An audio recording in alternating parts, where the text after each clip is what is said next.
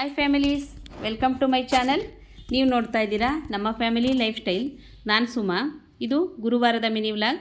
ಈಗ ಟೈಮ್ ಬಂದು ಸಂಜೆ 7 ಗಂಟೆ ಆಗಿದೆ. ನಾನು ಮತ್ತು ಲಾಸ್ಯ ಬಟ್ಟೆ ಅಂಗಡಿಗೆ ಬಂದಿದ್ದೀವಿ. ಅಂದರೆ ಅವರಿಗೆ ಇಯರ್ ಮಫ್ ಬೇಕಿತ್ತು. ತುಂಬ ಚಳಿ ಇರುತ್ತೆ ಅಲ್ವಾ, ಬೆಳಗ್ಗೆ 7ವರೆಗೇ ಕಾಲೇಜಿಗೆ ಹೊರಡ್ತಾರೆ ಅವರು. ಬಸ್ಸಲ್ಲಿ ಹೋಗೋದ್ರಿಂದ ತುಂಬ ಶೀತ ಆಗುತ್ತೆ, ಯಾವಾಗಲೂ ಶೀತ ನೆಗಡಿ ಅಂತಲೇ ಇರ್ತಾರೆ. ಹಾಗಾಗಿ ಅವ್ರಿಗೆ ಇಯರ್ ಮಫ್ ಬೇಕಿತ್ತು, ತಗೊಂಡೋಗೋಣ ಅಂತ ಬಂದೆ. ಎರಡೇ ಇದ್ದಿದ್ದು ಇವ್ರ ಸೈಜ್ದು, ಅದನ್ನೇ ಅವಳು 2 ಸೆಲೆಕ್ಟ್ ಮಾಡ್ಕೊಂಡ್ಲು. ಮತ್ತು ಪಿಂಕ್ ಒಂದು, ಗ್ರೇ ಒಂದು, ಬೇರೆ ಇವ್ರ ಸೈಜ್ಗೆ ಇರಲಿಲ್ಲ, ಮಕ್ಕಳ ಸೈಜ್ಗಿತ್ತು.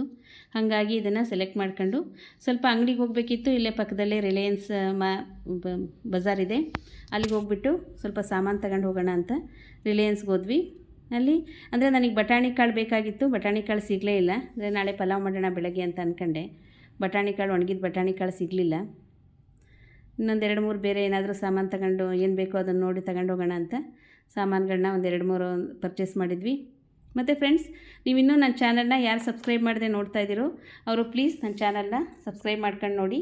ಮತ್ತು ನನ್ನ ವೀಡಿಯೋಗೆ ಲೈಕ್ ಮಾಡಿ, ನಿಮ್ಗೆ ಏನು ಅನ್ನಿಸ್ತು ಅಂತ ಕಮೆಂಟ್ಸ್ ಮಾಡಿ ನನ್ನ ವ್ಲಾಗ್ನ ಸಪೋರ್ಟ್ ಮಾಡಿ. ಅಲ್ಲಿಂದ ನಾವು ಬೇರೆ ಅಂಗಡಿಗೆ ಹೋಗಿ ಬಟಾಣಿ ಕಾಳು ತಗೊಳ್ಳೋಣ ಅಂತ ಅಂದ್ಕೊಂಡ್ವಿ.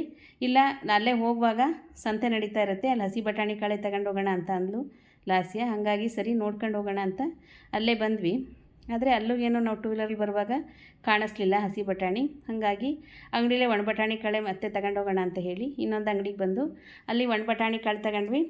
ಮತ್ತು ಎಳ್ಳು ಮಾರ್ತಾಯಿದ್ರು ಅಲ್ಲಿ ಬಾಕ್ಸಲ್ಲಿ, ಅವರೇ ಮಾಡಿ ಮಾಡ್ತಾರಂತೆ, ಅದನ್ನು ಮಾಡಿ ಮಾರ್ತಾರಂತೆ. ಹಾಗಾಗಿ ನೋಡೋಣ ಅಂತ ಒಂದು ಬಾಕ್ಸ್ ತಗೊಂಬಂದಿದ್ದೀನಿ.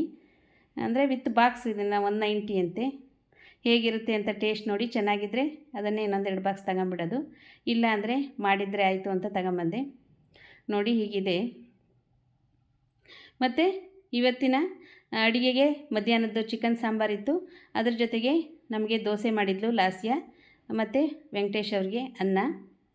ಸೊ ಇದಾಗಿತ್ತು ಇವತ್ತಿನ ಮಿನಿ ವ್ಲಾಗ್. ಈ ವ್ಲಾಗ್ ನಿಮ್ಗೆ ಏನು ಅನ್ನಿಸ್ತು ಅಂತ ನನಗೆ ಕಮೆಂಟ್ಸ್ ಮಾಡಿ ಹೇಳಿ.